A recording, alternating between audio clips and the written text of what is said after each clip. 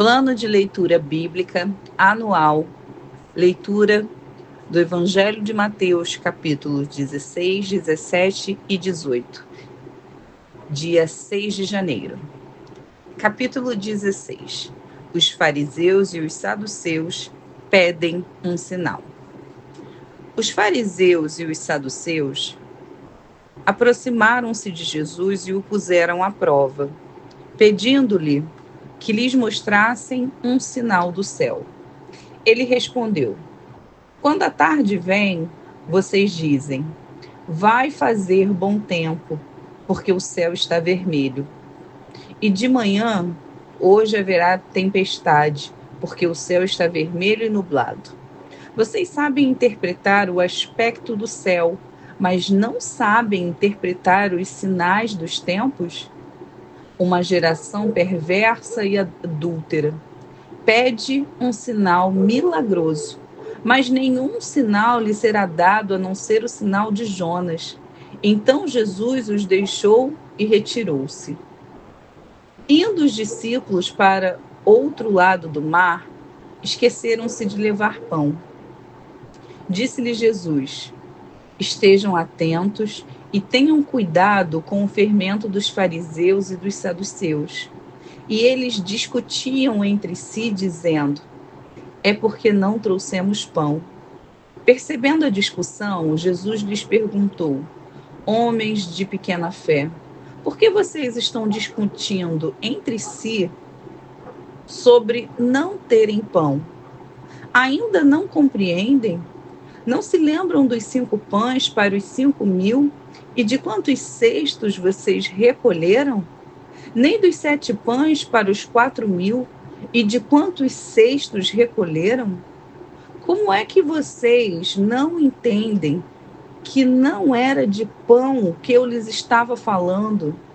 Tomem cuidado com o fermento dos fariseus e dos saduceus. Então entenderam que não estava lhes dizendo que tomasse cuidado com o fermento de pão, mas com o ensino dos fariseus e dos saduceus. Chegando Jesus à região de Cesareia de Filipe, perguntou aos seus discípulos: quem os outros dizem que o Filho do Homem é? Eles responderam: alguns dizem que é João Batista, outros Elias, e outros ainda Jeremias ou um dos profetas. E vocês? Perguntou ele. Quem vocês dizem que eu sou? Simão Pedro respondeu: tu és o Cristo, o Filho do Deus vivo. Respondeu Jesus: feliz é você, Simão, filho de Jonas, porque isto não lhe foi revelado por carne ou sangue, mas por meu Pai que está nos céus. Eu lhes digo que você é Pedro, e sobre essa pedra edificarei a minha igreja, e as portas do Hades não poderão vencê-la. Eu lhes darei as chaves do reino dos céus.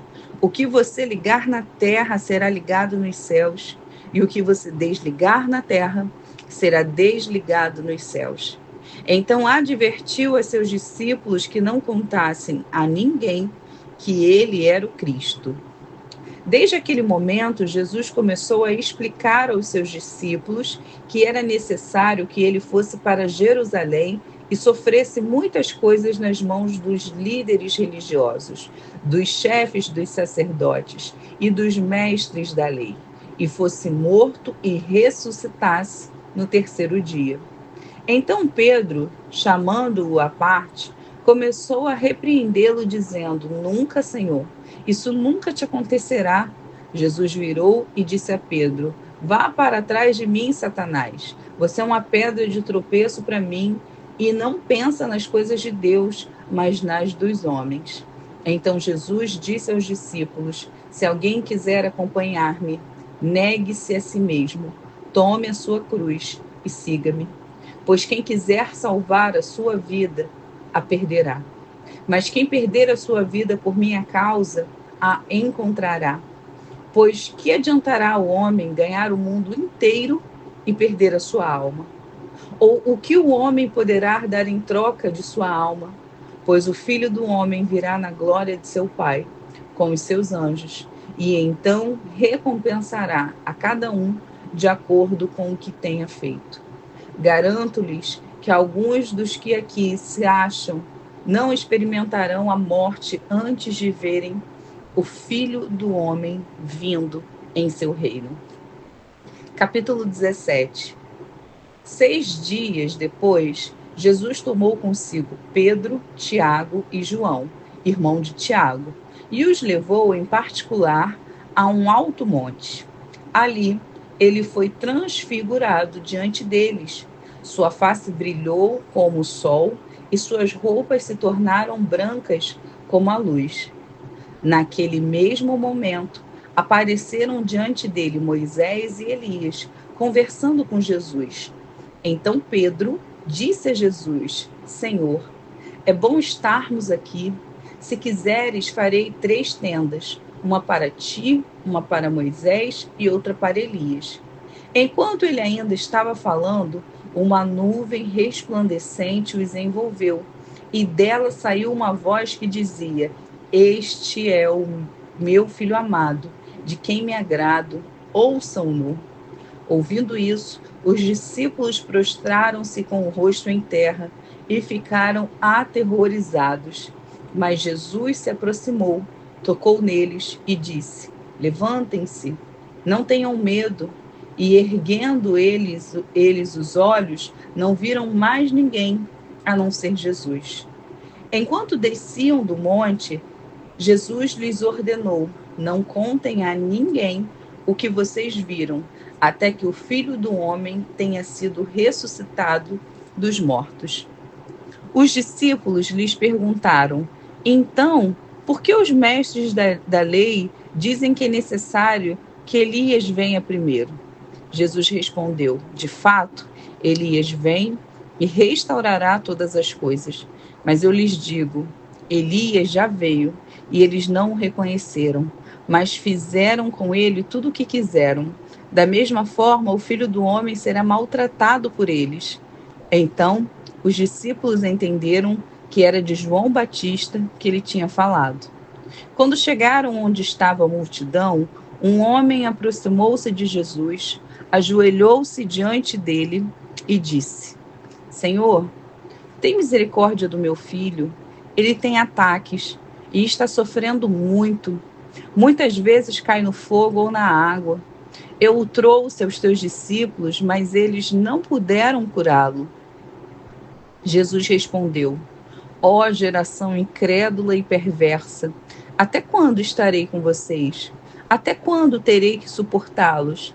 Tragam-me o menino. Jesus repreendeu o demônio. Este saiu do menino, que daquele momento em diante ficou curado. Então os discípulos aproximaram-se de Jesus em particular e perguntaram: Por que não conseguimos expulsá-lo? Ele respondeu: Porque a fé que vocês têm é pequena. Eu lhes asseguro que se vocês tiverem fé do tamanho de um grão de mostarda, poderão dizer a este monte: Vá daqui para lá, e ele irá. Nada lhes será impossível. Mas essa espécie só sai pela oração e pelo jejum. Reunindo-se eles na Galiléia, Jesus lhe disse: O Filho do Homem será entregue nas mãos dos homens. Eles o matarão e no terceiro dia ele ressuscitará. E os discípulos ficaram cheios de tristeza. Quando Jesus e seus discípulos chegaram a Cafarnaum, os coletores do imposto de 2 dracmas vieram a Pedro e perguntaram: O mestre de vocês não paga o imposto do templo? Sim, paga, respondeu ele. Quando Pedro entrou na casa, Jesus foi o primeiro a falar, perguntando-lhe: O que você acha, Simão? De quem os reis da terra cobram tributos e impostos? De seus próprios filhos ou dos outros? Dos outros, respondeu Pedro. Disse-lhe Jesus: Então os filhos estão isentos. Mas para não escandalizá-los, vá ao mar e jogue o anzol. Tire o primeiro peixe que você pegar. Abra-lhe a boca e você encontrará uma moeda de 4 dracmas. Pegue-a e entregue a eles, para pagar o meu imposto e o seu. Naquele momento, os discípulos chegaram a Jesus e perguntaram: quem é o maior? Capítulo 18. Naquele momento, os discípulos chegaram a Jesus e perguntaram: quem é o maior no reino dos céus? Chamando uma criança, colocou-a no meio deles e disse: eu lhes asseguro que, a não ser que vocês se convertam e se tornem como crianças, jamais entrarão no reino dos céus. Portanto, quem se faz humilde como esta criança, este é o maior no reino dos céus. Quem recebe uma destas crianças em meu nome, está me recebendo. Mas se alguém fizer cair no pecado um destes pequeninos que creem em mim, melhor lhe seria amarrar uma pedra de moinho no pescoço e se afogar nas profundezas do mar. Ai do mundo, por causa das coisas que fazem cair no pecado. É inevitável que tais coisas aconteçam, mas ai daquele por meio de quem elas aconteçam. Se a sua mão ou o seu pé fizer tropeçar, corte-os e jogue-os fora. É melhor entrar na vida mutilado ou aleijado do que, tendo as 2 mãos ou os 2 pés, ser lançado no fogo do inferno. E se o seu olho o fizer tropeçar, arranque-o e jogue-o fora. É melhor entrar na vida com um só olho do que, tendo os 2 olhos, ser lançado no fogo do inferno.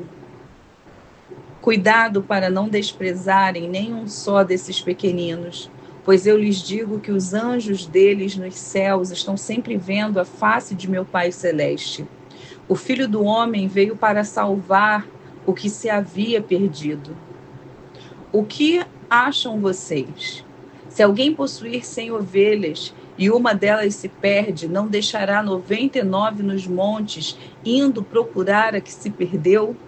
E se conseguir encontrá-la, garanto-lhe que ele ficará mais contente com aquela ovelha do que com as 99 que não se perderam.